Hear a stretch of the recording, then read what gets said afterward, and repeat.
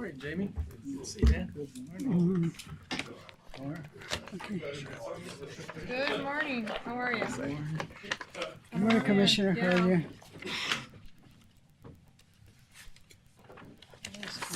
Looking a little short and sweet today, huh? Maybe. Right. You have a few minutes after we're done. Yeah. Talk for We might get a call in the middle. Do we need to talk with them? No, but it's just really the roads funding. Okay. You go take it. All right. Okay, we're ready.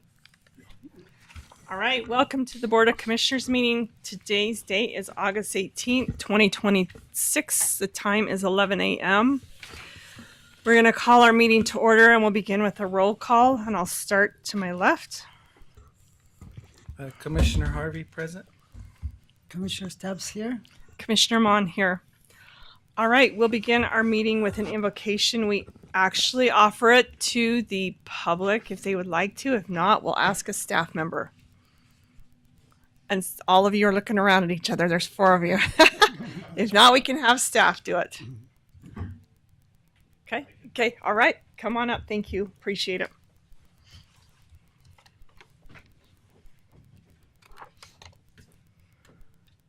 Our Father in heaven, we thank thee, as always, for the gift of our government and the freedoms that we enjoy.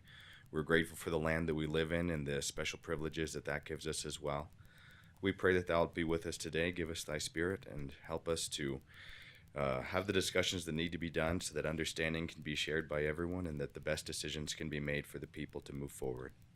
And we ask for this in the name of Jesus Christ. Amen. Amen. Thank you. We appreciate it. All right, we'll have our Pledge of Allegiance. We'll ask Lyman if he'll lead us in that. I pledge allegiance to the flag of the United States of America and to the republic for which it stands, one nation, under God, indivisible, with liberty and justice for all. Thank you.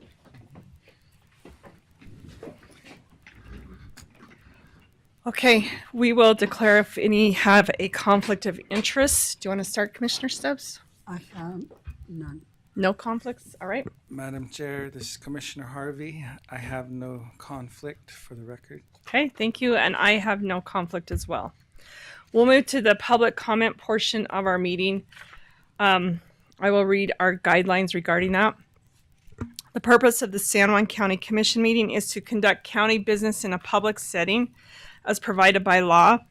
We truly value and welcome public comment as it gives citizens an important opportunity to share ideas, concerns, and suggestions that help strengthen our county. To ensure everyone has a fair opportunity to speak, comments are limited to 3 minutes and should focus on county programs and operations. Objective criticism is welcome. However, complaints about specific county personnel or private individuals will not be permitted. Please understand that public comment is not a debate or question and answer session, and an immediate response from the commission should not be expected. If you would like more information or further discussion, a member of our staff will be happy to assist you to set up a follow-up meeting. We appreciate your participation and your willingness to be involved in your county government. Does anyone in the room have a public comment? Okay. Will you come up and state your name? We know who you are, but state the name for the record and go right ahead. Thank you. My name is Jake Palma. I'm the field manager for the Bureau of Land Management, Monticello Field Office. I don't really have much to share. I just wanted to come. I know about a month ago there was a presidential proclamation signed by President Trump modifying the boundaries of Bears Ears National Monument. So to the public and to the commission, I just wanted to open up my office if there's questions that folks have that in the community that they want answered. I know it's a little bit of a gray area time period where we're trying to figure out how to move forward, and a new management plan will be coming in the future, and so if folks have questions on what does this mean for public lands. Not a lot of changes actually on the landscape immediately, and so over the next couple of years, year and a half or so, we'll be working on a new management plan for Bears Ears National Monument and the lands that used to be Bears Ears National Monument. and have been modified that they no longer are part of the monument. So I just wanted to make that statement. If you all as commissioners have questions for me or the BLM, happy to have conversations with you all and anybody in the public as well. Questions that anybody may have about Bears Ears and management of the landscape now that things are going to change a little bit. So I just wanted to make that statement. Thank you. Thank you. Okay. Do we have any more public comments? Do we have anyone online? If you're online and would like to make a public comment, will you either raise your hand or unmute yourself? Okay. All right, we'll move on. Thank you. We'll move to our consent agenda. So we have 4 items on the consent agenda. We have approval of $26,179 in small purchases. So we have $21,150 on marketing and programs for visitor services, and $5,029 on a dishwasher for the Monticello Senior Center. We also have the commission minutes for July 21st and August 4th, and approval of the check registers for August 8th through August 14th. If I can get a motion for the approval of the consent agenda. I'll make a motion to approve the consent agenda. Okay, so a motion by Commissioner Stubbs. Madam Chair, I will second the motion to approve. Okay, any questions before I take a vote? Okay, all in favor, say aye. Aye. Aye. Okay, thank you. All right, I need a motion to go into the Board of Equalization so that we can discuss item number 5. Madam Chair, I'll make the motion to go into Board of Equalization mode. Okay, do I have a second on that? I second it. Okay, all in favor, say aye. Aye. Aye. Okay. We'll turn the time over to Lyman Duncan, our clerk auditor. Okay, catch up. Each year we do the Board of Equalization, and we had 3 applicants that applied after the deadline set by the state of Utah. I was unaware of what to do with these 3. I have communicated with them and told them that you're late, but I found out in some training by the Utah State Tax Commission that I am to present these 3 names, ask the commission to decline hearing them.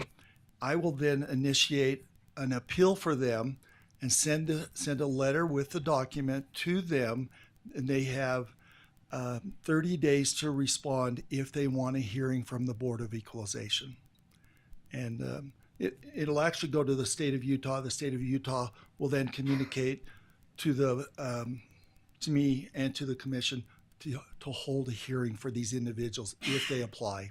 So I'm asking for you to deny their applications because they're late, and then that'll start the process with me in the state of Utah.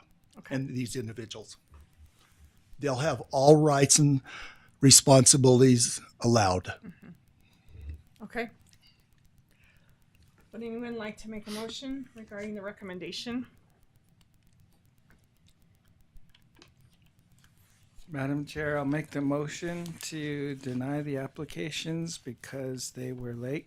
Three individuals, I think. Okay, do I have a second on the motion? I'll second it. Okay, all in favor, say aye. Aye. Okay, Thank you. and then we need a motion to go out of the Board of Equalization process. I'll make a motion to leave the Board of Equalization meeting. Do I have a second? I'll second the Okay, motion. all in favor, say aye. Aye. Aye. All right. We now need a motion to go into the public hearing, and this is, I will just read it. This is for the consideration of the 2026 budget appropriation requests. Budget increases will be funded by new revenues and or monies unspent in the prior year, and whoever wants to look at these with us can. So Yes. Okay, so I need a motion to go into the public hearing. Madam Chair, I'll make the motion to move into public hearing. Okay, do I have a second? I'll second it. Okay, all in favor, say aye. Aye. Aye. Okay, Lyman, you want to lead out on that? I sure will. The state of Utah requires that we have basically that we have a balanced budget. And so I'm not too worried about revenues at this point because I know a lot of revenue will come in the next few months. But for expenses, we give the departments an opportunity at mid-year to come in and see where they're at on their budgets, if there's anything that needs to be corrected or adjusted. And so I have met with many of the department heads over the phone or in person and with the commission about what some of our expenses should be for this mid-year. And so I've gone through all of them. All of the departments are now, are now under budget. And so I feel like it's been positive, and we'll have another one of these at year end when we adjust our budget for the final time. And so if you have any questions, I might be able to help with some revenues and some expenses, but I'll do my best. I do have a Okay. question. If you can go to visitor services first. Okay.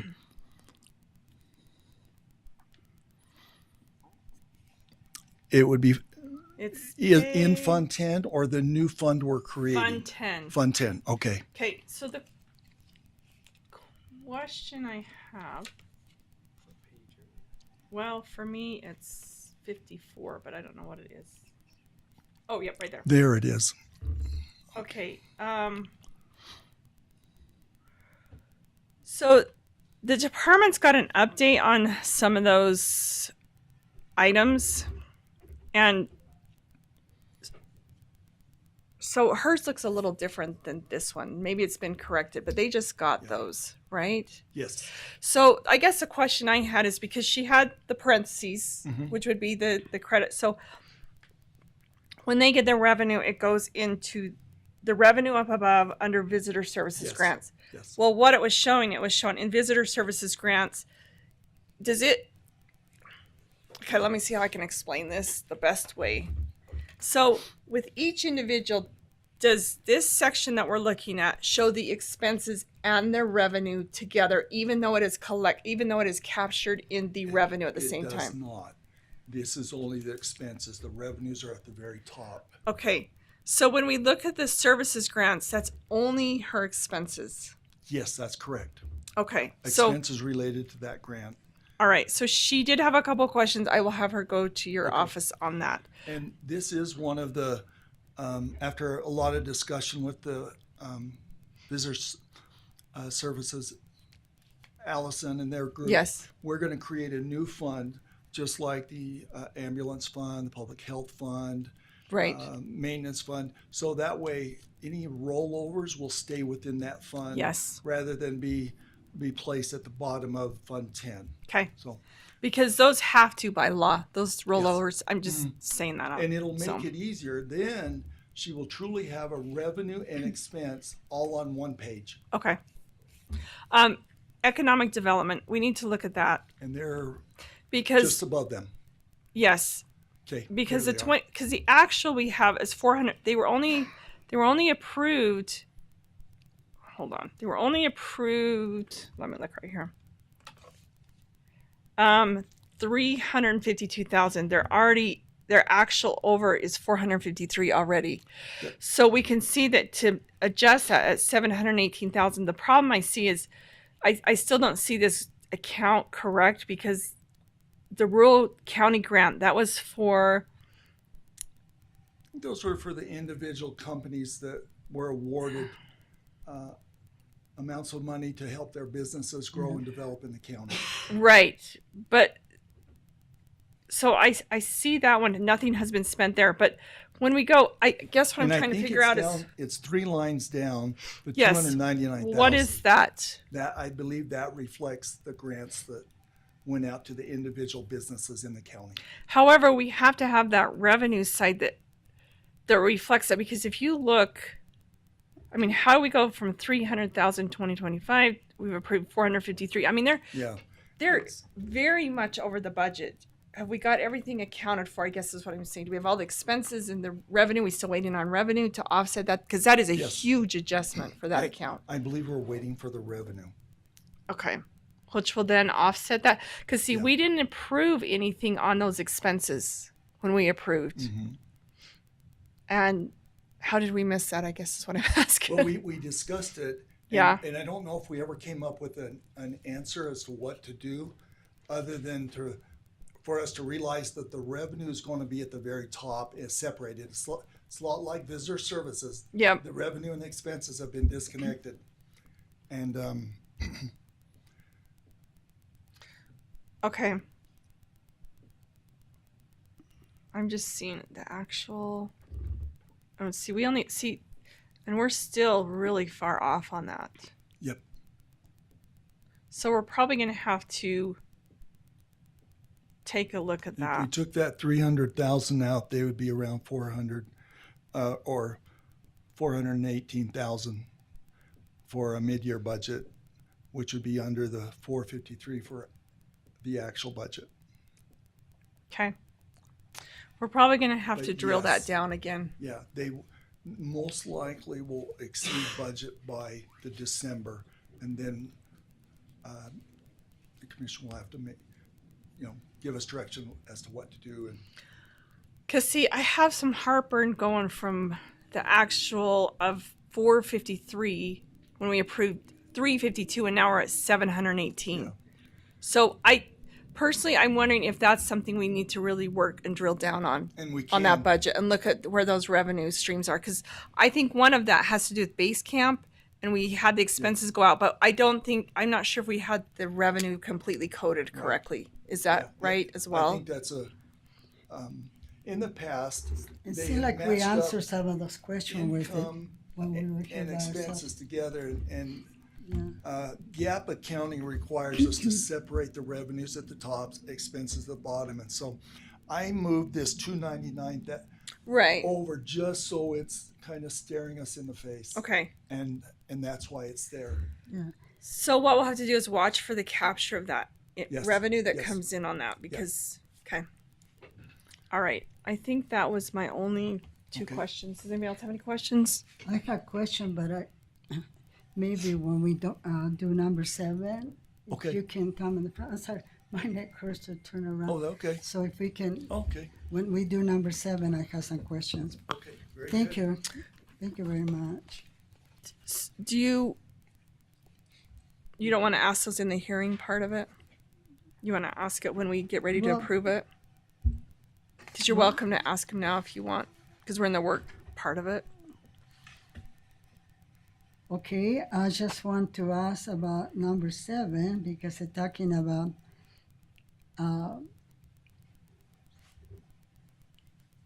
increasing, some of the budgets are being increased.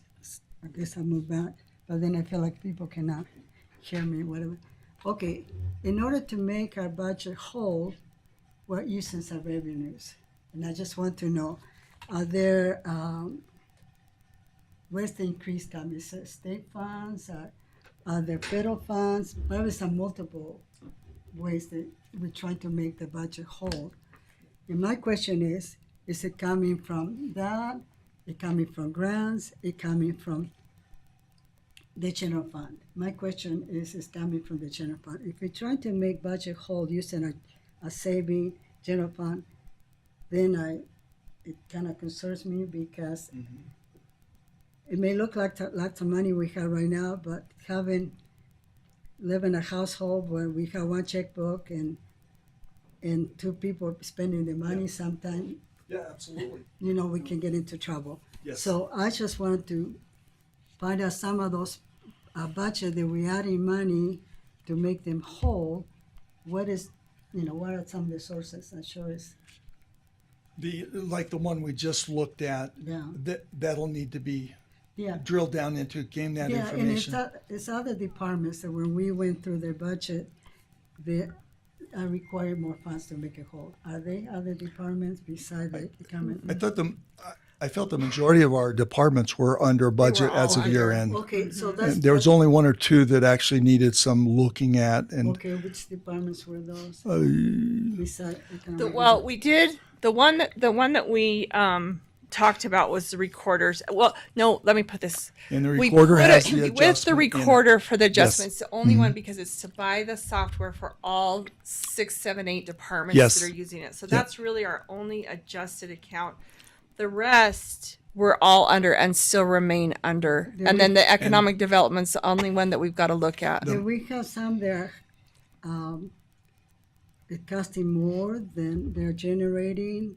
That we'll have to rescue in the end. Ambulance continues to We are unaware of that. run a one. deficit there. Public health is still, there's a lot of discussions there about what is the state mandated amount. And so we looked at that and we're still waiting for information from them.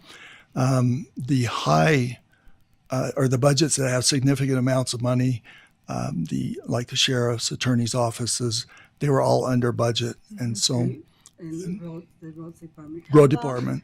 How about And so back to the recorder, the fabric software that's being installed will come out of some of the COVID money. I think that was the direction that our office had been told. It would come out of some of the monies that are being held. and that's from the I did COVID. support that one. I think that's Yeah. a good use of money. And how about the planning and zoning? When I was looking at through the years, they seem to go higher and higher. So how we are there? Okay. They seemed to be within their budget. I didn't notice anything Okay, there. I couldn't see all the numbers for sure, so I just was questioning that. Because last time we were going through, we go so fast like this, Yeah. and it's very hard Yeah, to concentrate. I mean, we cannot figure out how to slow it down or whatever. And so I just thought I'd ask those questions and, No, that's very good. Thank you. And anyway, my concern comes about our reserves. Yes. Because I know when we think we have lots of money and then things are coming, it can go really fast. Yep. And it's a lot easier to cut right now than have to lay off people later on. yes, Or not replace as we hire. So I feel like I agree. that is something that, I just wanted to make sure that we're not Yes. spending. And I believe economic development will be balanced by year end. And I totally. And so the only thing that out there is the fabric software. That was a purchase Yeah. that was significant enough that it will be coming out of the COVID reserves. I was a big supporter because I think it would be saving time and hiring extra people, and so it's a good thing. Yeah. Anyway. Okay. So I just But want to that's make a sure. great point. We don't want to get to a position that we spin ourselves down. Yeah, and so we just have to. So planning and zoning, they were approved for 295,975. They've only expended 133,000. Did you have it where I can see it too? Yeah, So, yeah. I'm not sure what page it is for you. It's kind of keep going. Let's see. I'll show you. Keep going. Right There it is. So Okay. right there. Yeah. And so far, in the third column from the right, Okay. they've spent 133,000, Okay. and they've been budgeted for 295. Okay. So they should come in around 265, Yeah. somewhere around there. Thank you. So yeah, it's good news. And if departments come in under, that money can always be used for next year too. And so Yeah. some well, encouragement. That's another thing, we did visit that if it can stay in a place where it can still be used, that way we're not trying to spend it last Yes. minute trying to use the money. So Yeah, we absolutely. have had some of those conversations, and those are a good idea. So library did have a couple of adjustments that we found just this morning. Can we make those? Yeah, in she the came. hearing? Nicole Did you came go by down and this talked. morning? Oh, yeah, there she is. One more. It's mostly to do with the. Do you want to come to the mic? I'm sorry. I just went silently. I went No, you're down fine. to print off a detail ledger. So it's mostly to do with or as far as I can tell, it's all to do with the grants. Okay. So the grant revenue is not carrying over into the last column showing we've actually received that. which should, with every grant that we've gotten so far, it should carry over to that. The technology grant's not showing up as actual revenue showing up, which is 5,000. The children's teen and children's book grant was 2,000. It's not showing up in that mid-year budget adjustment. And then the borrow support, that one's a little different, where we get, it's a reimbursement grant. So I'm estimating by the end of the year, it's the revenue will, and the revenue should match exactly to the penny what the expenses are. So that one I have to estimate to 5,800, but so far, and that one actually I think actually carried over correctly. But the borrow support grant, both the revenue and then the expenses didn't go carry over to the final end. And then with the CLEP grant, we received total 7636. And that one's going to be coded weird. Like part of it shows up under deferred and part of it shows up under CLEP. But I don't think any of it ended up in the revenue part of that. And that, we have closed out that grant, everything. And so that revenue should be showing up in that 7636 in that. So, and our grants tend to be smaller unless we go through UEN, then we get larger grants. But anyway, just want to make sure that the revenue showing up and the expenses are showing up correctly in that final column. And then I talked to Lyman, and I'm going to get him how and the supporting documents for it. So Okay. all right. Yeah. Thank you. Perfect. Yeah, it'll work. All right. Did you have any more questions? No. Any questions? Okay. All right. Motion, We are going to exit public hearing if I can get a motion.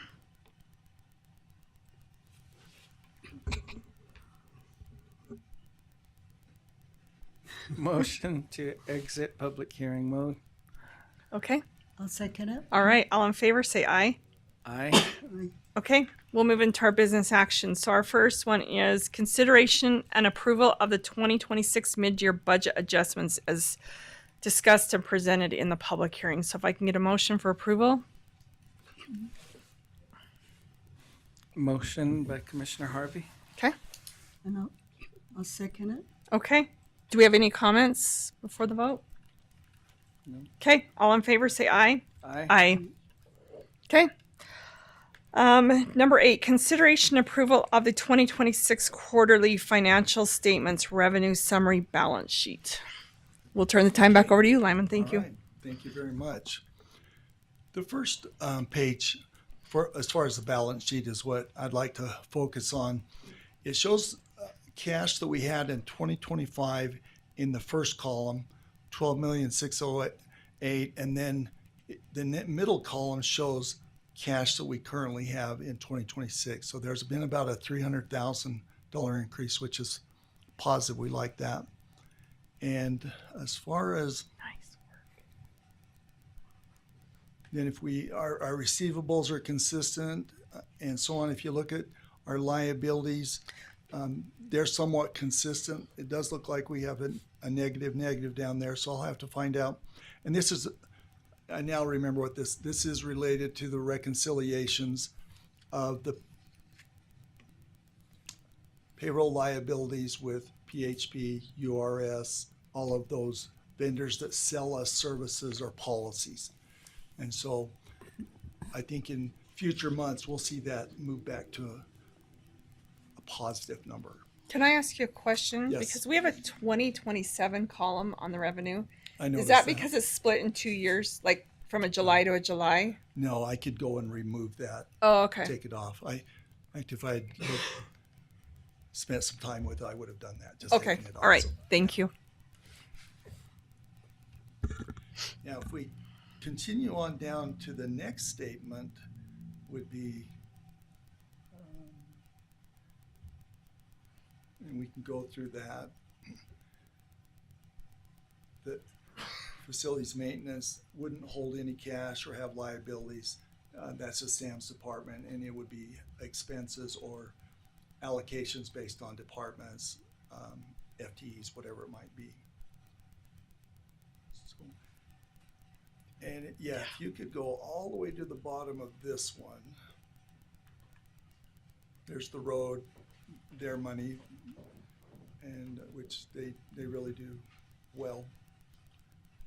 and MBA, solid,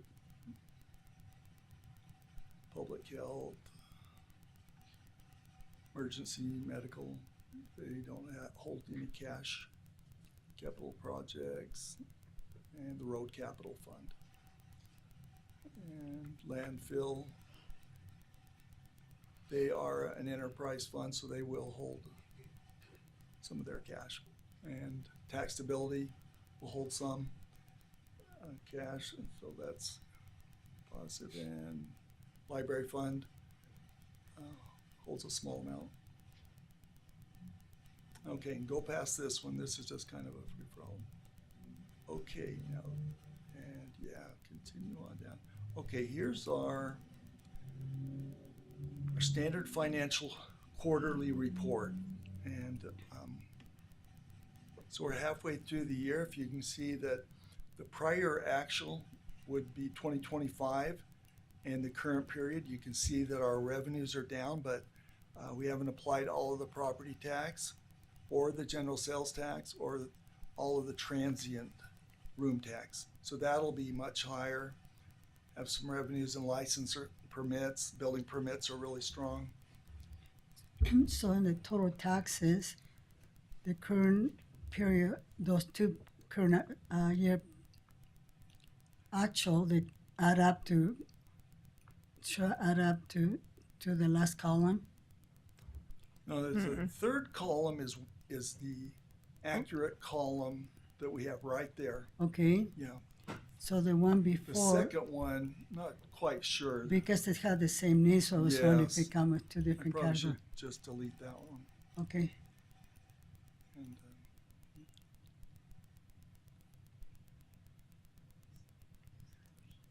so you can see the revenues have been good for the county so far. Then we have some intergovernment revenue, different grants, and it's a long list, and we're so far at 3.2 million and budgeting 6.6. So we're expecting some revenue to come in from the different grants that we receive and provide services to the residents. Then we have charges for services. 1.4 million, budget's 3.5, so we're expecting more revenue there to come in, and for some reason it always comes in the next 3.5 months. Okay. And Justice Court fines, doing real well. Interest earnings are down. We're still investigating that whole piece. Because especially the market, whatever, Yes. seem to be going higher. You Yeah. think we were making money Yeah, there? and that's a work in progress. Yeah. We're slowly inching forward on that one. Okay, and some other revenue contributions and transfers. And then all of the expenditures that we have, all the different departments and I have a question. Yes. Does anywhere in the budget show costs that we are incurring because somebody having some kind of allegation against the county? Do we have that here, or is that a separate? unless we are informed that the county has lost a lawsuit and a judgment has been entered against us, then we would Okay. record that based on what the attorney's office tells us the expected loss would be, and we're not aware of any right Okay, now. but we do have something to do with the election requirements and things like We're that. on our last payment, Okay, and that how much is that? 200,000. A year? Yes. Okay. Till the Thank next you. one comes. Okay, any questions? Nope. Okay, No anymore. thank you. So we need to approve the quarterly financial statements. If I can get a motion to approve.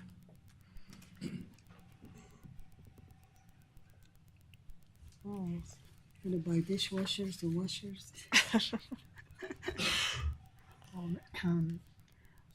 Okay, I make a motion that we approve the consideration of the quarter financial statement revenue summary, Okay, can I balance get sheet, whatever. Thank you. Sorry. Can I get a second? I'll second the motion. Okay. All in favor, say aye. Aye. Aye. All right. Number 9, consideration and approval of a right-of-way easement between Rocky Mountain Power and San Juan County. Sam, thank you. Good morning. Good morning, Commissioners. So this item is another piece of the puzzle that we're putting together for the utility power project for the landfill. This, if approved, this easement would grant a right-of-way for access for Rocky Mountain Power in order to construct all of the infrastructure that's needed to get power up to the landfill buildings. I've coordinated with Rocky Mountain Power and with the county surveyor to put together the survey, the legal description, and all of the documents necessary. So they just require your signature. At this point, there isn't any existing county infrastructure that would be affected by this easement, and we don't anticipate that to be an issue in the future. So, any questions? But you know how I said before, a last question, even though I may know the answer, just in case the public wants to know whatever. But okay, when we do a creation of an easement, we have a certain boundary to Yes. cover, a certain area, and so is that something that's a forever thing, or can that be someday? Say we don't need that easement and the property come back. Is that property still under San Juan County or becomes part of the electric company? It is owned, the ownership stays with San Juan County. Okay. As long as Rocky Mountain Power So has, if we start building an amazing big city there, we can still have that. yes, extra land. yep, that easement will stay in place as long as Rocky Mountain Power has their infrastructure that they own within that property. This just grants them rights to be able to access that for maintenance, replacement, whatever that they need to do to maintain that infrastructure. Can that be used for a road eventually? If we, I mean, I'm just kidding about big city. I know it won't happen, but Right. after that's an easement, can other people travel if they need to use it? Somebody else need to use it for something else? Is that open, or it's just only for the power company to use? So this actually parallels our existing road. Okay, So It won't it doesn't encroach upon that existing road. It runs Okay. parallel to the existing road, so it shouldn't impact travel there at all. well, thank you. Any more questions? I don't have any Do you more. have any questions?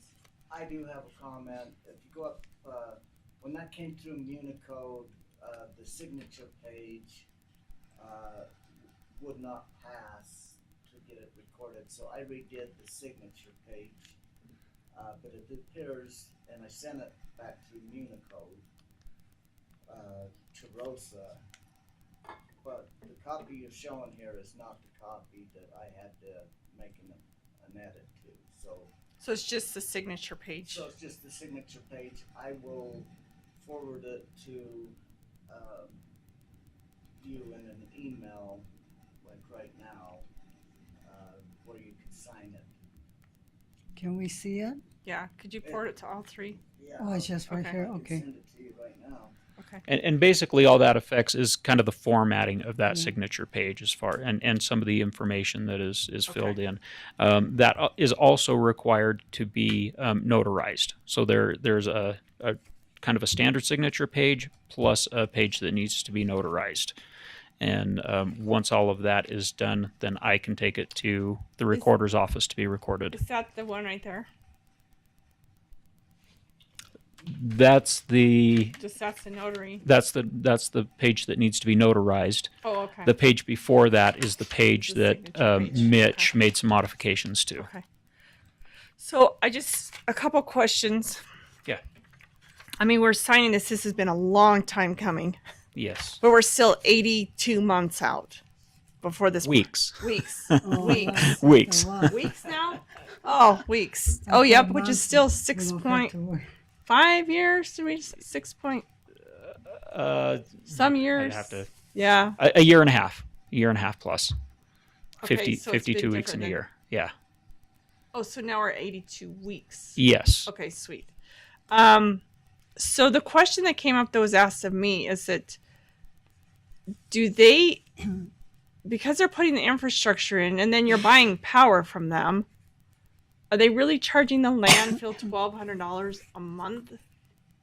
Did you read that in the original? Yes. And why is it? Why don't they just charge you like a regular utility fee that you use? So, as I understand it, that this is my understanding, is that the $1,200 a month is for maintenance, ongoing maintenance of the infrastructure, is more of what that covers.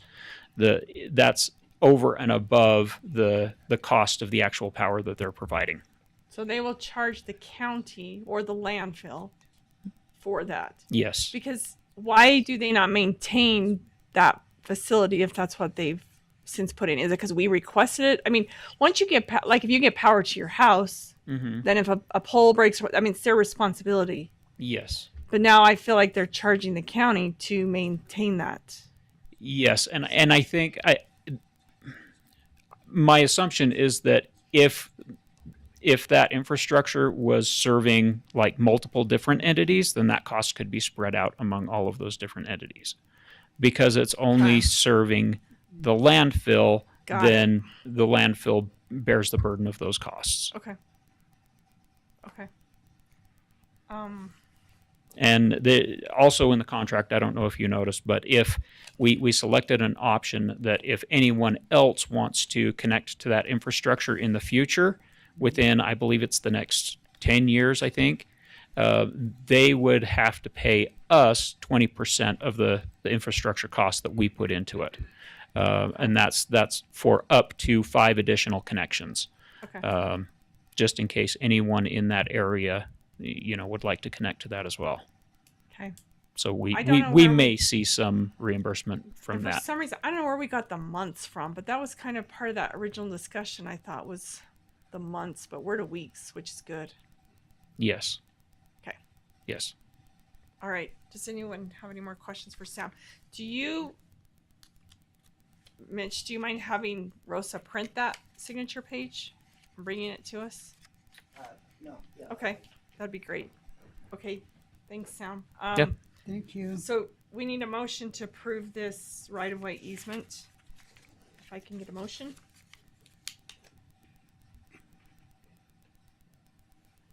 Motion by Commissioner Harvey to approve. I'll second it. Okay. All in favor, say aye. Aye. Aye. Aye. Thank you. Thank you. Okay, number 10 is consideration and approval of a letter of support for the Sagebrush Flats Apartments in Blanding, Utah. So this letter actually came to us. This is an individual who is doing a private investment into some affordable housing and trying to get help through the state of Utah. This would be in Blanding.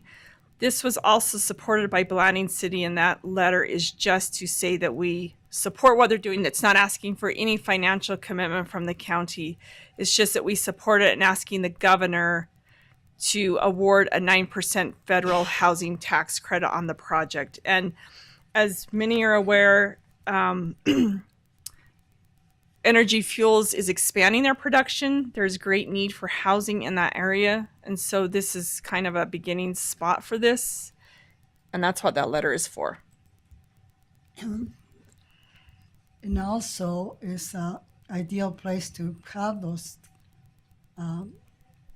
units be built because it's inside municipality like Blanding, where they have the water, the power. They have everything, and it's an easy place to build that.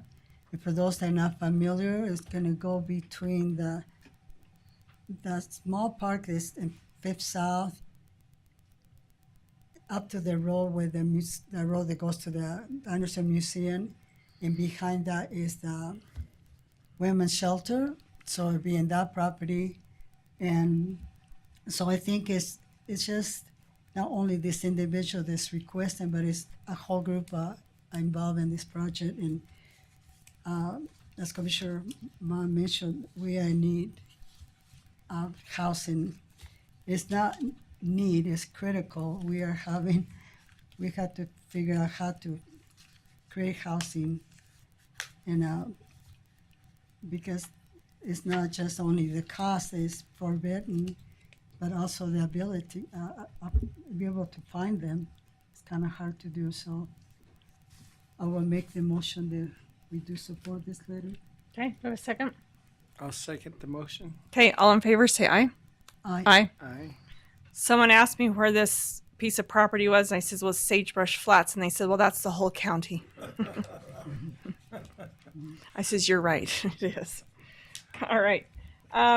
Number 11, consideration and approval of a resolution of the San Juan County Commission approving the filing of cross appeals to 2026 appeals filed by taxpayers subject to central assessment. That would be our legal accounting attorney. You presenting? Okay. Yes, there's a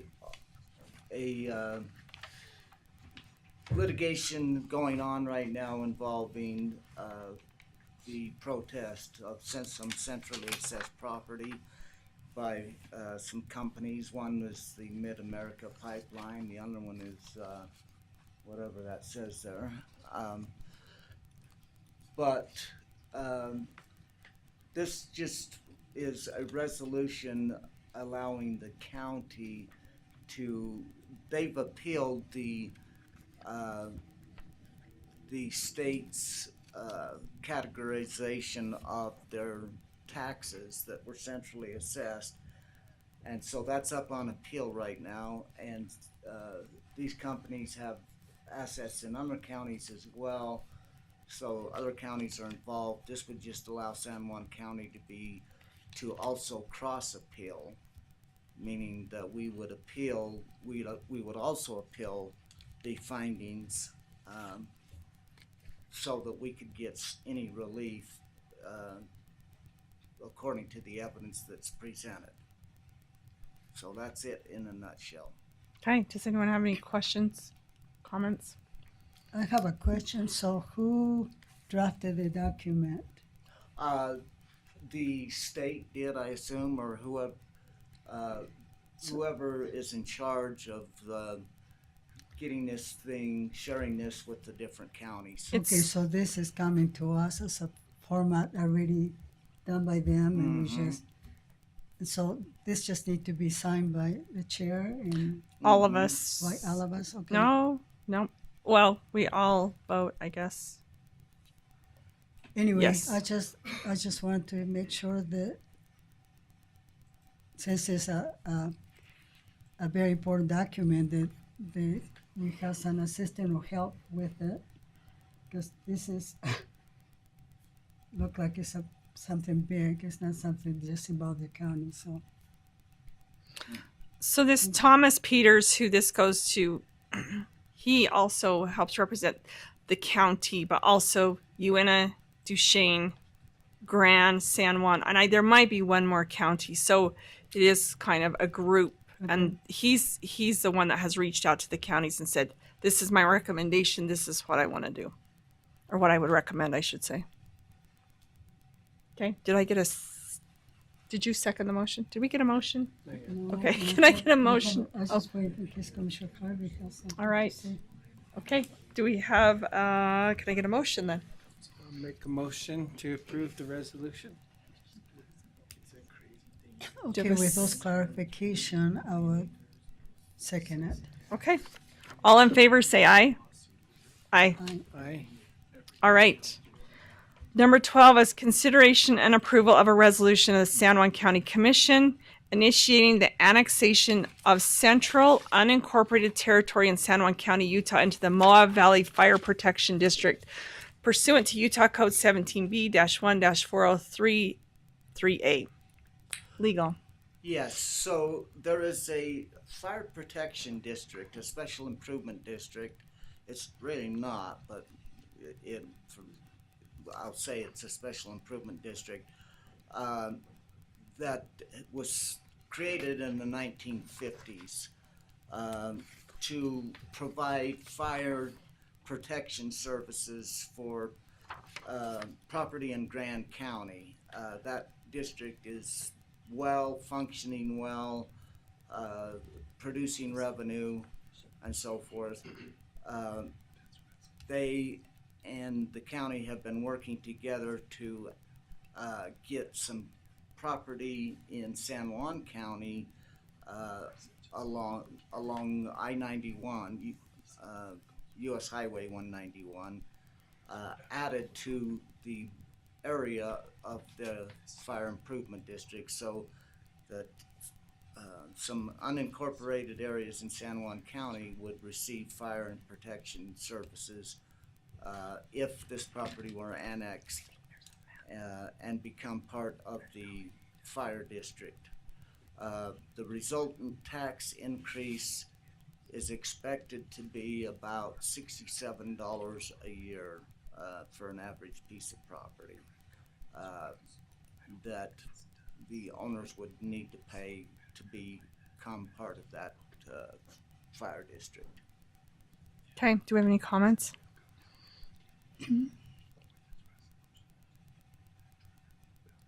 So I just have a question about the document again. Was that drafted by us or? I'm not sure what the relevance is on who drafts the Well, document. no, mainly it's just because if it's I just have a question about the document. If it's something, And why is that relevant? why is relevant? Yeah. Because it becomes a resolution, and if it's okay, if we're not aware of all the things, we don't want to have a lawsuit later on. No, I just want to make sure that if we have used Eric Clark to review and No, look we at don't it. have Eric Clark on retainer. No, I know that, but I just want to make sure that when we have a resolution, I know we talk about we can change it, but I just want to make sure that we are protecting ourselves as when we go into this, and so that's all what I'm asking. Do you have any comments? Madam Chair, just to help enlighten everyone that's kind of not understanding what's happening, I know that a lot of us have gone through the fire season knowing that our resources are limited. This is specific to LaSalle, and you know, last year there was a large fire where a lot of resources had to go there. I know that Moab Valley fire is closer, and this allows them to include in this specific area of LaSalle their response, so that they're able to respond with their capacity. And you know, as we know, fighting fires is expensive, and this will help to increase availability to the LaSalle community and to the need in responding immediately to a wildfire. So this actually benefits residents in LaSalle. And if I could take that one step further, just to give you guys some updates. Before the Babylon fire, a year before, there was the Pat Creek fire there in LaSalle. And that fire was devastating. I mean, it went into the millions and millions of dollars as far as damages. Right now it's in criminal litigation. The person that we believe started the fire was charged, and that is ongoing right now. But it's a big case that we have. One of the benefits of, you know, obtaining a guilty verdict would be the restitution, which would take probably a week's trial just to figure out you know, the millions and millions of dollars that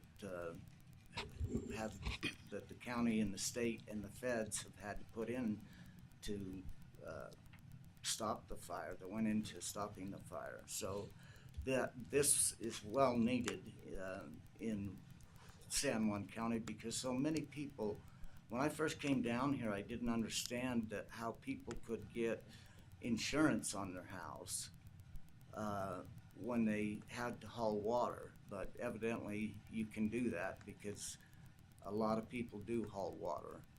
And because of that, it makes the fire danger even more significant. So anyway. So, go ahead. Okay, to make clarification, every time somebody comes here, I tell them, and I'm going to clarify why I asked the question I asked.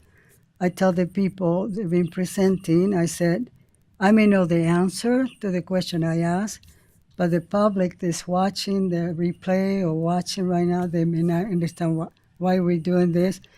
They may just say they just done something with Moab and they don't know the history. That's one part. That's the reason I asked. When I asked about the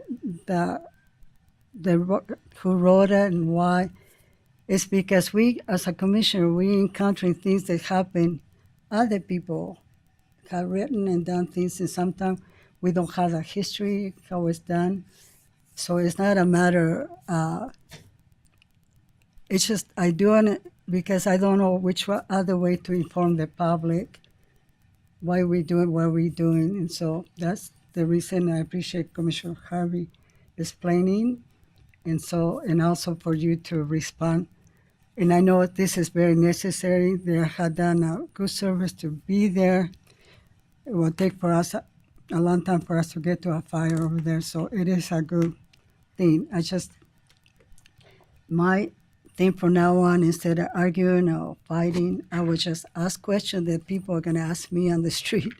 I just want to be able to say, okay, go listen to the commission meeting and you'll learn. So And thank just you. for additional comments, this wasn't just something that dropped into our lap like a month ago. I know that Attorney Mon, myself, Commissioner Mon, we've been invited to these meetings to try and figure out a solution to quicker response to LaSalle. So I know there's going to be continued layers moving forward to get this in its final stage. So this is part of that beginning motion.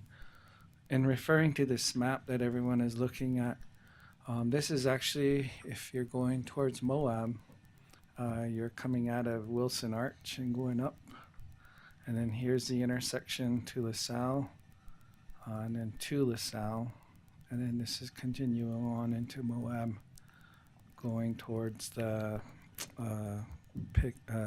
rest stop. So it's this section here is being added to Moab's response area for fire intervention. So hopefully that helps. And with that, Madam Chair, I will make the motion to approve. I'll second it.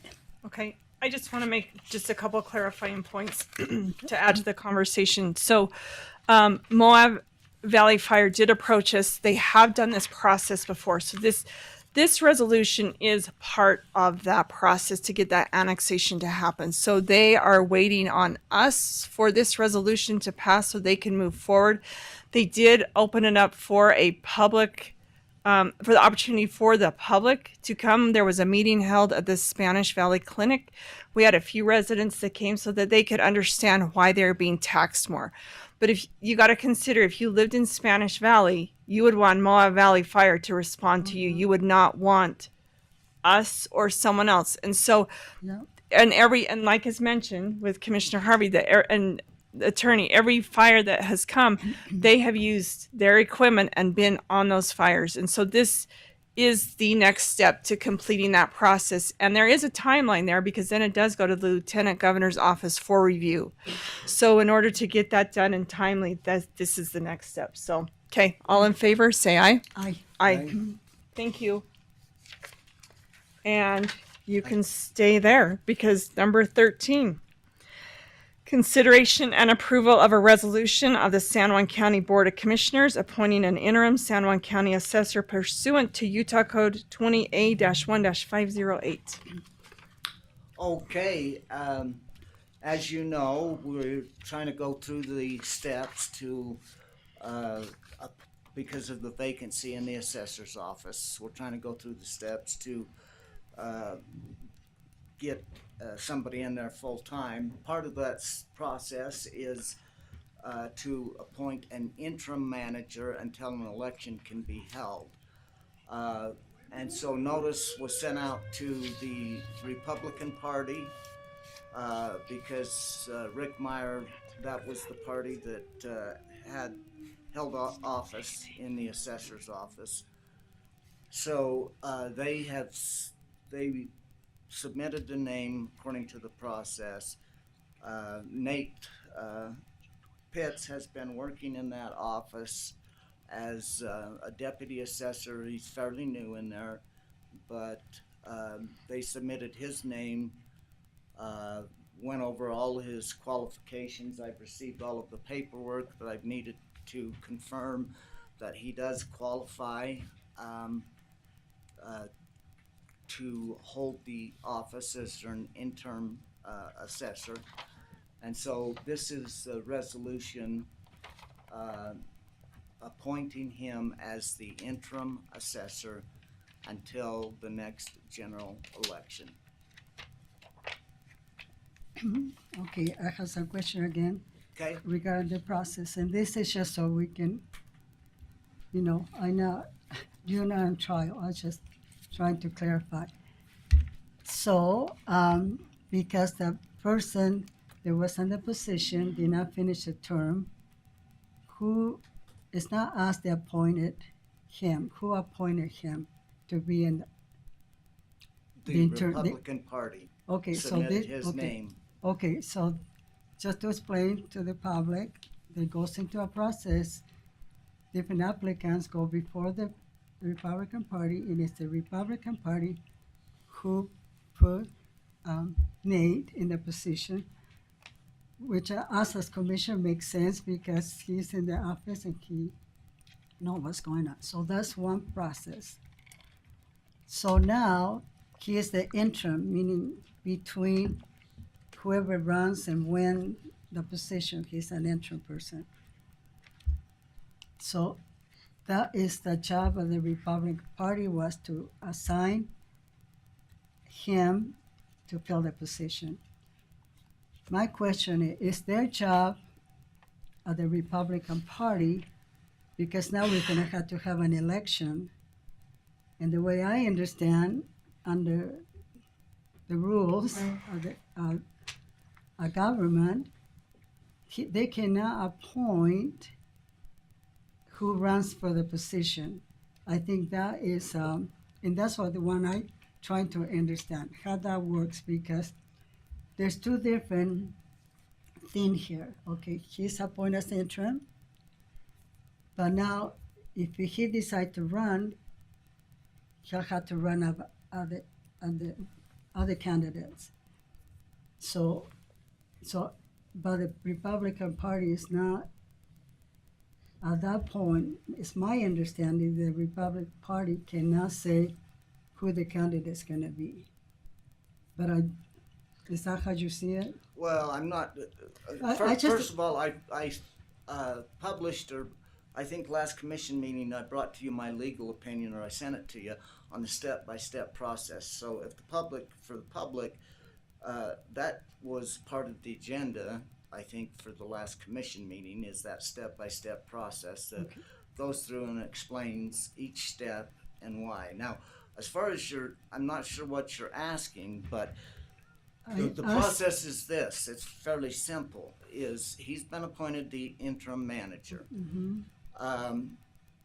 Because now each registered political party is required to submit a name to the county by August 28th. And so, of who they want to run for election. So it's the political parties that appoint somebody. And so you'll have the Republican Party appoint somebody. It could be Nate, it could be somebody else. You'll have the Democrat Party appoint somebody to run. And so it leaves out anybody that wants to run. So if somebody wants to run for assessor, they would have to do so as either a write-in candidate, or they would have to do so as an unaffiliated party. Okay, so my question is, so when the people that went to the interview with the Republican Party, they got two assignments at that time. They got the assignment to be the replacement here, and they got the assignment to be the candidate. That's my question. I'm sorry. So the Republican Party, when they were finished, they interviewed and they selected Nate to be the interim, and they Yeah. also selected his name to put on the ballot. Oh, okay, I Yes. was not aware of that. They did. They selected Okay. And both. that's the question, because it's different than we talked before, different. So anyway, I have people asking questions, so I need to figure out how to answer that question. So And their party selects who goes on the ballot. Yeah. We don't have any Well, say on who goes on so the ballot. here's what I would say to the public. I would say that the process has partially been completed, where Nate has been has been selected by the Republican Party to become the interim assessor. And that is what the resolution is here, is you guys just ratifying that. Okay. I did not know this, but Commissioner Mon says that they also selected him to be on the ballot for the next general election. So we have the Republican Party selection. We'll need to get the Democratic Party's who they want to be put on the ballot. If there's libertarians or whoever else, whatever other registered political parties, they can also have somebody name be put on the ballot. So that's moving forward for the general election in November. Nate's name will be on there, the Democratic Party's appointee will be on there, and so forth. So if somebody wants to run for that and be on the ballot, they will have to either run as a write-in candidate, or they will have to run as an unaffiliated person with no political party. well, you clarify, I didn't understand that. I guess Commissioner might have more information than I had, so I was confused about, how this happened, because people were talking about really not understanding the process. But I just clarifying, so, Well, as I said, I published that legal opinion that pointed out 5 or 6 pages of the step-by-step process. So yeah, but you can yeah, find that. I just wanted to know the results, what happened, and eventually, looked like you did not know either, and I did not know, so, anyway. I don't know why I'm not on the news. I guess probably because Well, because you had You the just- paperwork, you gave the paperwork to me this morning, and I didn't look to see Oh. that they had actually, so that will be Okay. news to his ear. and then I Anyway, assume that they'll have to. I think that was a question: is filing the paperwork, the packet, as a candidate, because you'd have to file as a candidate like anybody else Yes. does. Correct? That's correct. Is there a deadline on that? yeah, I'm sure it's coming up. well, Ben's I talked should find about, out. Ben's talk is the need for Fairly things to soon. happen quick, because Okay. names have to be in the ballot, All right. so. Okay. Do you have any more comments? All right. So if we can get a motion to approve. Motion to approve by Commissioner Harvey. And I'll second. Okay. All in favor, say aye. Aye. Aye. Thank you. Okay, thank you. And I just want to publicly say thanks to Nate for picking up the pieces as our assessor left. He's out in the field a lot and doing great work. So thank you, and we look forward to you continue to work hard down there. Okay, It's just on appreciate that, it. right away. It's Oh, gotta be okay. notarized, so, I would just sign that Okay. in front of, Rosa, so she can know. Oh, okay. Thank you. Commissioner Vaughn, I think the statute requires the Uh-huh. candidate to speak for 5 minutes in the meeting. Oh, Explain yeah. his qualification. You had to. Did you hear him? He said, I think the candidate has to speak for 5 minutes to see if he's qualified. No, you're good. All right. Okay, we will move to our commission reports. Who would like to start? I'll let Commissioner Thanks, Harvey start. everyone. Commissioner Harvey. Okay, I will start, Madam Chair.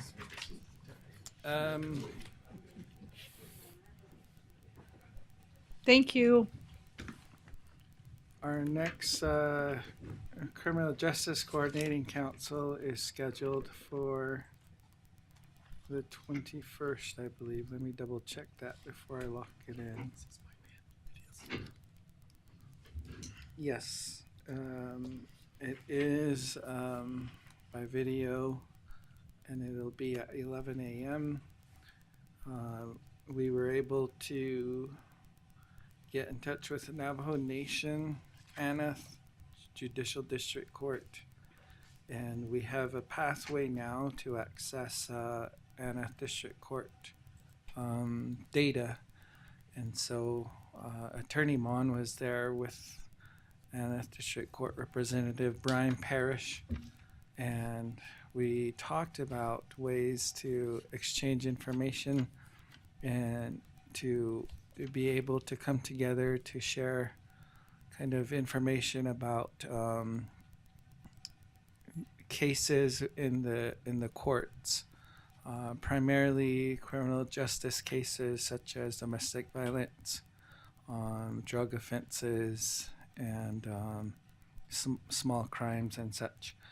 And the idea is so that we're able to align our resources to help with families and those that are in the criminal justice system, so they're successful and not being recidivists, but moving forward in their lives to rehabilitate and be contributing members of society.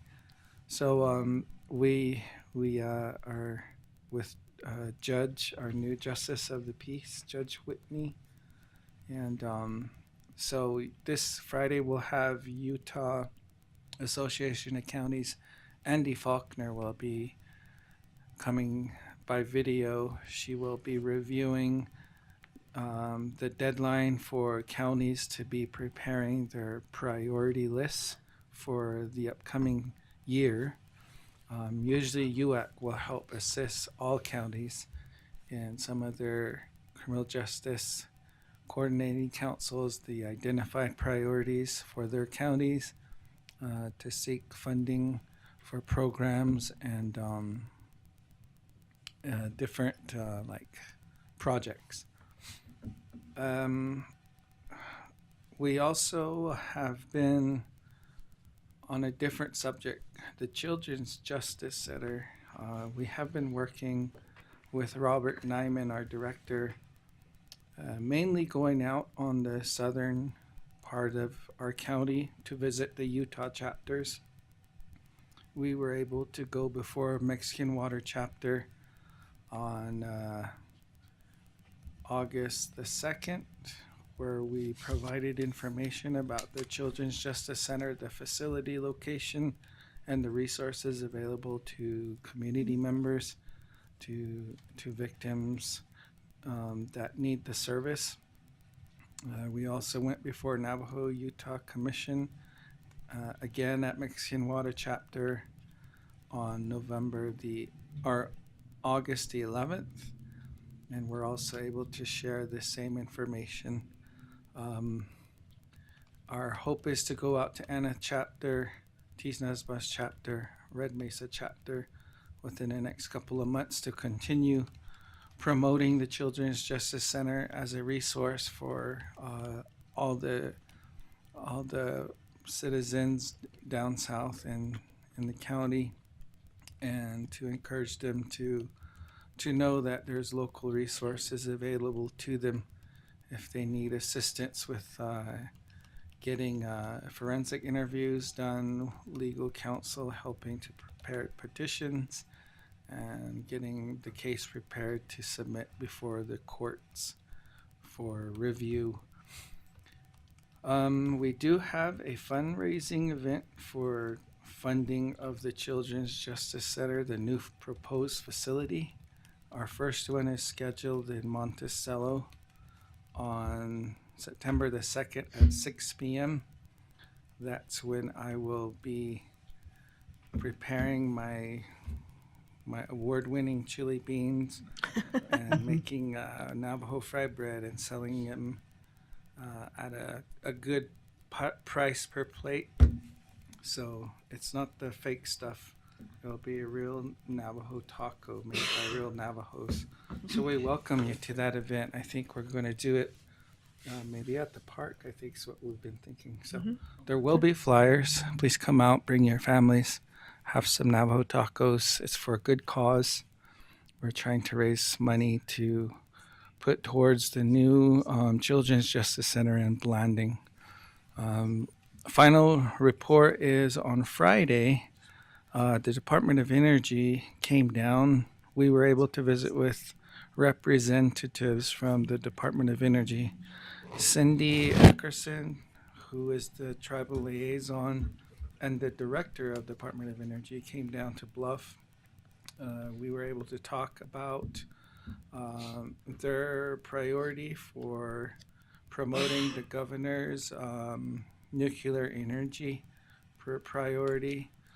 At the same time, we were also able to get more and additional information in regards to the home energy rebates program that is available for Native Americans in the state of Utah. At the moment, what we know is Department of Energy, state of Utah, is applying for a federal grant. Overall, the state in its entirety is seeking $44 million as a federal grant for the entire state, of which 10%, $4 million, is set aside for tribes, Utah tribes in the state. So we talked about the $4 million that the state wants to have for the Utah tribes. That would include Navajo, Goshute, Skull Valley Goshute, Paiute, Uinta Ute, White Mesa Ute, Shoshone tribes, and so at the moment the state is finalizing their grant proposal. It must still be reviewed by the federal government, and if the federal government approves the funding for the state of Utah, it will award the grant to the state. And when the state receives the federal money, that's when it will then take the $4 million set aside for the tribes and make that amount available to all the Utah tribes who are interested in applying. So there's maybe another few months ahead until we know whether or not Utah has been awarded the grant from the Department of Energy, and then we'll be able to consult with the state of Utah as a tribe to secure some of the $4 million. And so that was the update we received. Home energy rebates, if you're not familiar with home energy rebates, it's a program geared towards cost saving. So if you have a home that's not saving energy, the funds are used to help low-income individuals get their home to be more energy efficient. They usually come down, do kind of like a study of the home, testing the home for pressure and leaks, and then finding ways to prevent, if it's in the summertime, cool air drafting going out, and then keeping heat in the winter and patching up those areas so that less decreasing electric bills, decreasing energy costs. so that it saves the family more. And this also includes investing in appliances that don't drain energy, but that help the family save money. So that's the home energy rebates. It also helps to offset the cost of utility, especially if you're a low income individual and your utility expense is high, greater than your income. The funding will help supplement to pay towards your utility bills, so it's more affordable for you and your family if you are low income. So that's what this home energy rebates is about. We're hoping that the Utah Navajos would take advantage of the home energy rebates that the state will make available for the tribes. That is all I have for now, Madam Chair. Thank you. Thank you. Commissioner Steps? Okay, thank you. First, I wanted to announce this coming Saturday, August 26th, in the USU building next to Clark's Market. We are having a program sponsored by United Way called Soul, like the bottom of your shoe, Soul, for Souls, S-O-U-L, and it's a very successful program. And this come to our area because a connection from a grant that was written. I introduced them to the Energy Fuels grant, and they got this grant where they come and they go buy shoes from companies for a really good deal. And then they come and have a giveaway for school-age children. And it's a very, very successful program. So anybody out there that's listening, you can promote it. It's going to be on Saturday. Last year they have one of the best. I mean, I've been there about 4 years, and last year they had amazing kinds of shoes. The children really treasure them. They were beautiful shoes, and we were trying to get it before school started, but different things have made it that they couldn't come. But they'll be there Saturday, and I'll be there, and we help measure feet, and we help locate shoe size and help try shoes, and it's a well attended event. Also, one of the highlight for my week, I guess, was we had a legislative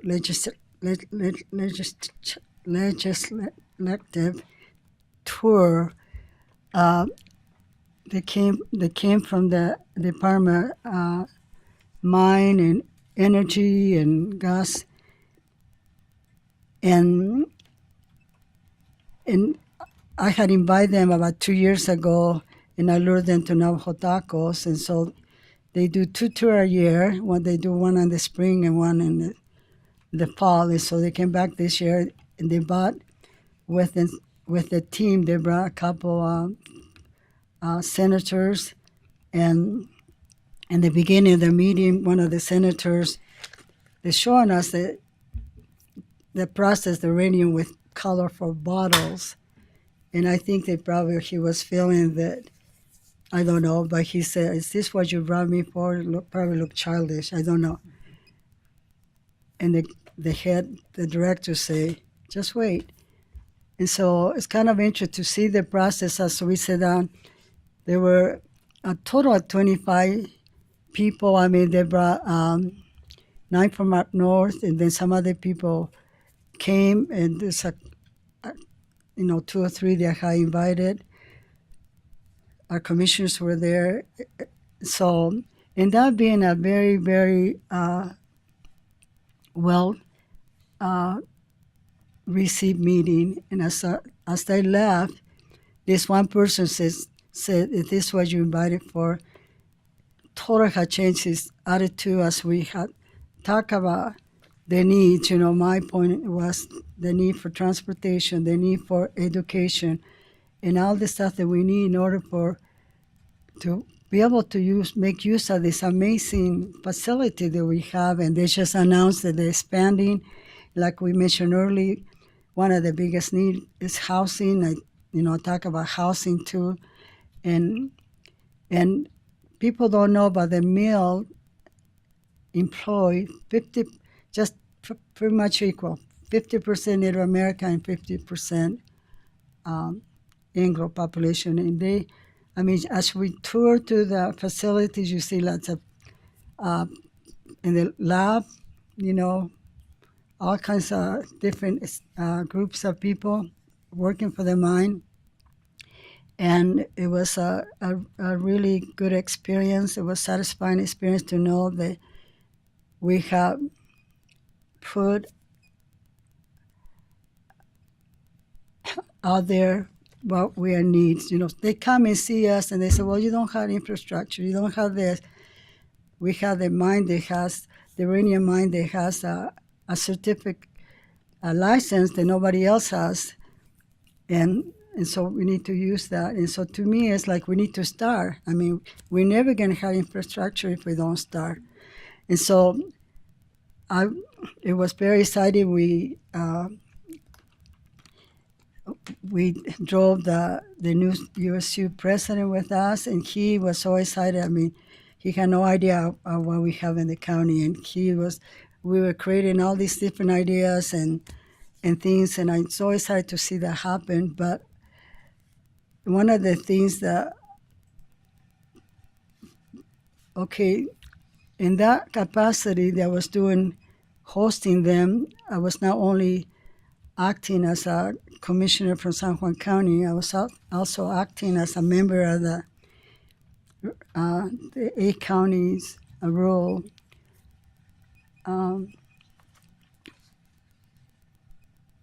we have a new name, so I had to remember, Rural Utah Infrastructure Coalition. We call it RUC. And so with that, I was able to share some ideas I have about transportation, and we're setting up some follow-up meeting with members of the RUAC organization, and we'll be meeting within the next few days with Energy Fuel again, and trying to kind of go over some of the things we transpired during those meetings. And so I think it's a very exciting time. And one of the things is we have been in big projects with 7 counties. It's amazing all the things that, now it's the 8, it used to be 7 counties.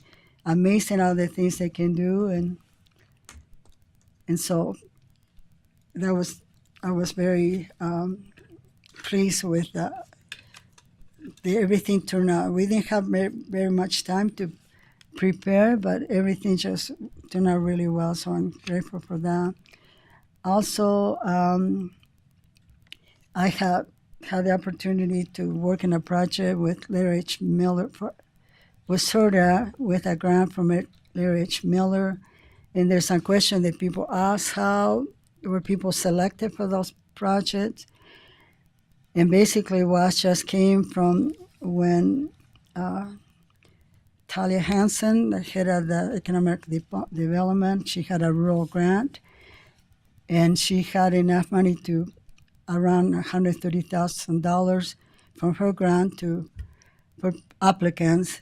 And we had, I think, close to $1 million request, lots of new business with big numbers.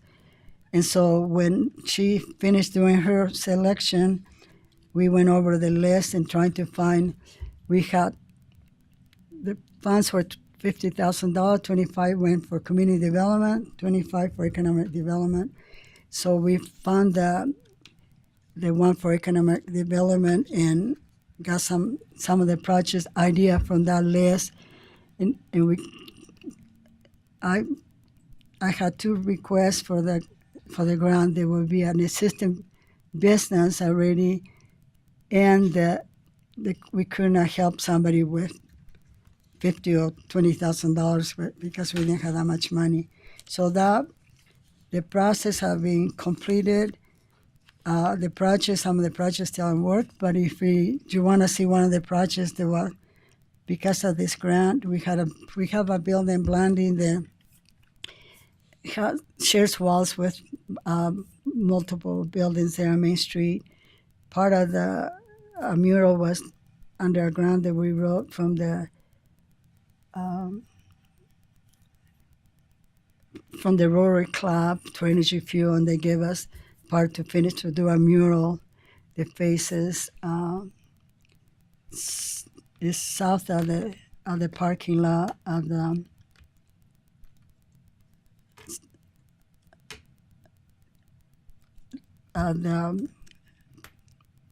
A store in Subway. Anyway, so then we need the back of one building and the side that shows close to the street. And so that mural was done with funds from this grant. And it's an amazing thing because those walls were stucco and cement, they were falling apart, and the artist was able to use what was ugly and broken, fix it to create this most amazing, beautiful artwork. So I hope that as you see that, you know what this came from, and you'll see other things going on in the area with beautifying some of the areas around Main Street. And so I also working with Commissioner Harvey on his Navajo Taco sale to raise some funds for the Justice Center. And I've been collecting different gifts. I also I have a few nice ones that we're gonna try to figure out how we can best be able to the best money possible we can make out of those gifts. And also we have Mr. Sage donating some of his inflatable events that he has, like slides and jumping things for the children. And he was very gracious when I approached him to be able to say that he would. I said, well, just the one in Monticello was close to you. He said, no, I'll come to Blondie too. I can go to Blondie. So we have to appreciate that. And anyway, so I just want to, sometimes people look at my agenda and they say an empty day. Every time I have an empty day, which is it's the day that I do the most, because that's the days when I go around town and I have a list of the things I have to do. I mean, talk to so-and-so, this, and this, and this. And there's quite a few things I do go to. I not only represent this part of the county, I go to with Calchita, they need a water. I'm working with seniors projects, trying to figure out solution for food programs. I go traveling tomorrow. I'll be gone most of the day down south to try to generate ideas and try to figure out how we can help those seniors to have a place where they can eat, and trying to figure out how we can come up with some sources to. It's kind of sad that they don't have. We have been working for 3 years and trying to reopen a food program center there, but it hasn't worked out yet. So we'll keep trying. And anyway, so I just I don't share these things to feel like I'm working hard. I do really happy to serve the community, and I much rather stay up all night dreaming about projects than worrying about things. And sometimes lately I seem to be spend more time about worrying about things. And so, but I hope, one of these days we'll figure out what we're trying to do and be able to proceed in an easier manner, I think. Thank you. Thank you. I also attended the legislative tour with Commissioner Stubbs, but she highlighted that quite well. So it was a great thing to have them come to the county. So thank you.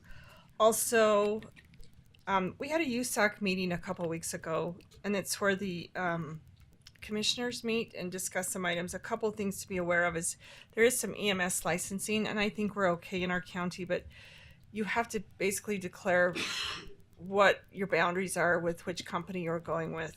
And I'm sure that Jeremy is very aware of that. The other thing is the county's entered into, I guess, class action lawsuit is the way I would put it for the state opioid. We're in that crisis to receive settlement funds from that, which they have. The problem and the concern that they're having now is that those funds are now being given to the state. And the state, what they want to do now is they want to give the counties the interest off of those funds and keep the principal to keep building it. The frustration with the counties is that we were asked as counties to enter into this settlement agreement in hopes of getting the funds directly so that we could use those funds how we feel fit for our residents within our county. So there's a little bit of a struggle. We'll see who wins out between the state and the counties. I have my thoughts on who I think will win out, but it's still a battle. So, and then lastly, I just want to comment on the fact that as we know, water is such an issue. I am working with Grand County Commissioners. We are regarding the water in Spanish Valley and some options and ideas and looking at who we can speak to with some funding for that. And also LaSalle has a water project that allowed a feasibility study to be done based on a grant. And we will meet on that tomorrow and see where that takes us. That they have a great need for water, and they're on wells, but the more homes that continue to be built by each other, they all suck from the same aquifer. And so it becomes an issue. And so it's something that we've got to explore. And I'll just leave it at that. Thank you. And I will take a motion to adjourn. Make a motion to adjourn. Okay. I'll second the motion. Okay. All in favor, say aye. Aye. Aye. Aye. Thank you.